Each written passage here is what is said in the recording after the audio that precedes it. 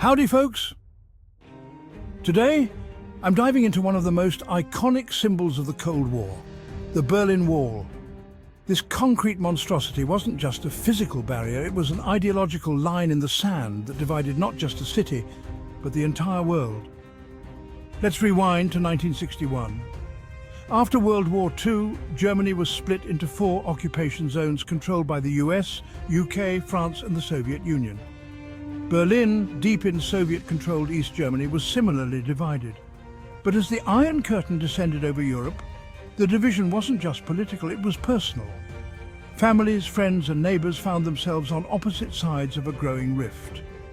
By the late 1950s, East Berliners were fleeing to West Berlin in droves, seeking freedom and better opportunities.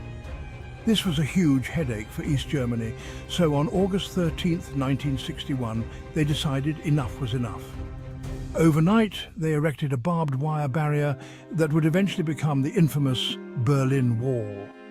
Imagine waking up one morning to find your city split in half, streets cut off, families torn apart, and a feeling of despair settling in. The wall stretched over 140 kilometers, fortified with guard towers, anti-vehicle trenches, and a deadly death strip designed to prevent escapes. The wall wasn't just about keeping people in, it became a powerful symbol of the Cold War, representing the stark division between the communist East and capitalist West. Leaders like Kennedy and Reagan made iconic speeches here, highlighting the struggle for freedom and democracy. Life on either side of the wall was drastically different. In the East, the government controlled nearly every aspect of life, while in the West there was more freedom and economic prosperity. The wall became a canvas for graffiti artists in the West, a stark contrast to the drab grey concrete on the East side. Over the years, around 5,000 people attempted to escape from East to West. Some succeeded through daring feats like tunnelling, hot air balloons and even driving through weak spots. Tragically, many others lost their lives in the attempt. Fast forward to the late 1980s. The political climate was changing.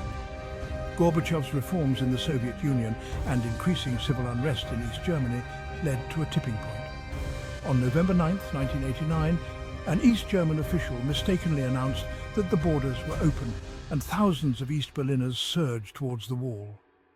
Overwhelmed, the guards opened the gates and the wall came tumbling down. The fall of the Berlin Wall wasn't just the end of a physical barrier.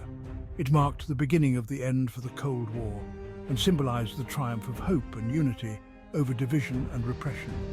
Today, fragments of the wall stand as reminders of that era, teaching us the value of freedom and the importance of breaking down the walls that divide us.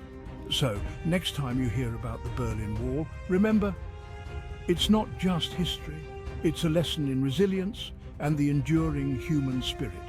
Thanks for tuning in. If you enjoyed this dive into history, don't forget to like and subscribe for more fascinating stories. Until next time, stay curious.